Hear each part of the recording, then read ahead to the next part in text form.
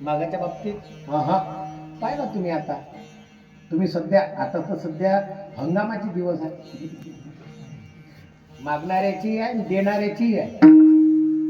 देणारा दिन किती याच्याबद्दल शंका आहे, पण मागणारा माग येत हे द्या हे द्या, हाय बिलकुल तयारच आहे. हो हो हो हो, आणि एकदा का पडला का खो खो खो खो दिसतच नाही.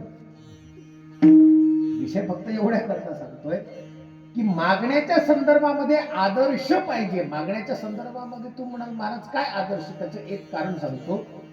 आपल्याला मागण्याची बऱ्याचदा बुद्धिमत्ता नाही, बिलकुल नाही. सोपं विचारतो, फक्त सोपं विचारतो.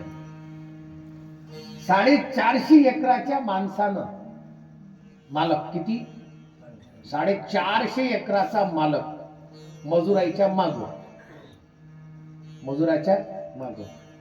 आता 450 एकराचा मालक तसा तर राहतच नाही म्हणा माग मजुराच्या, पण यदा कदाचित शेतीची आवड आहे, राहायला माग, आणि माग राहिल्यानंतर नेमकी गोष्ट अशी झाली, गडबडीनं निघाला म्हणून तंबाखूची डब्बी विसरला.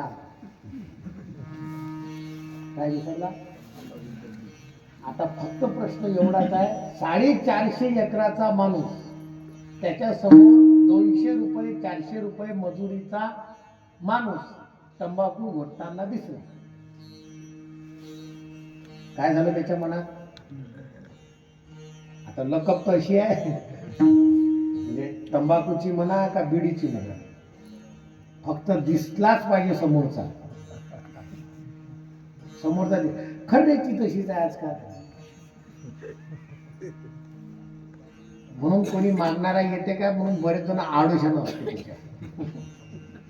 इकडेच खाल्लेलं बरोबर, पेता येत नाही बरोबर, कारण पेनं लपवता येत नाही. पण तंबाखू सुद्धा चुना तर होता मालकाजवळ, 450 एकराचा मालक चुना सोबत होता, पण तंबाखू नव्हता. 200-300 रुपये रोजाच्या मजुरी करणाऱ्या मजुराजवळ मालकाला काय मागा लागला?